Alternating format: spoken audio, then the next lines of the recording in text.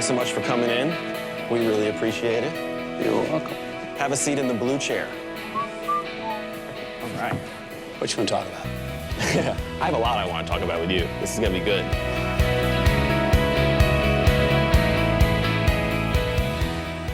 Matthew, congratulations on your first Oscar nomination for Dallas Buyers Club. What an amazing achievement. You're at this incredible level in your career right now with all of the work that you've been doing the last few years. When you think back to the early part of your career, is there a moment where you really felt like you could be a front runner in this business? You could be someone who makes a difference? I would have to say it was about a week and a half into shooting my first film, my first role, Dazed and Confused.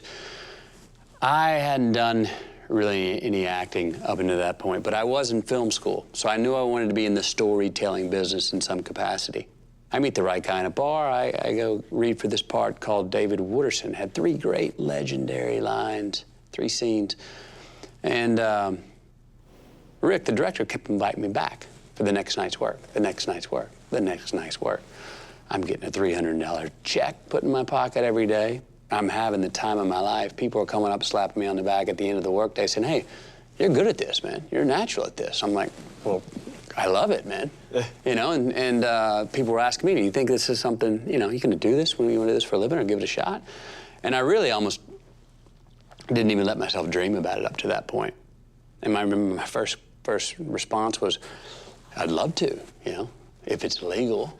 Or is it legal? You know, and it is barely legal. But I remember at that time thinking that I had an innate ability to do well at this job.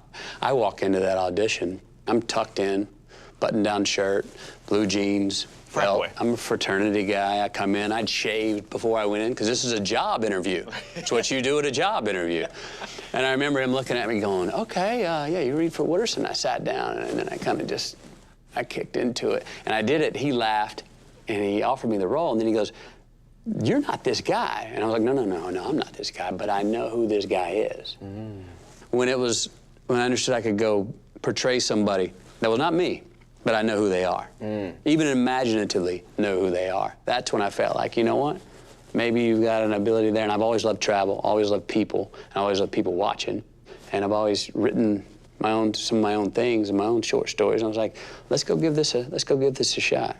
And now it's come full circle because here you are as an Oscar nominee, and another guy who's nominated this year is Richard Linklater for a screenplay for Before Midnight. Yeah. That must be cool for you guys to be seeing each other throughout this season. Absolutely. That's the guy who gave me my first job. Gave me my first job in what turned out to be my career. You know, we've worked together 2 times since then, but to see him there, that's a great story. Good. Well, stick around. We'll have more with Matthew McConaughey on Fandango FrontRunners.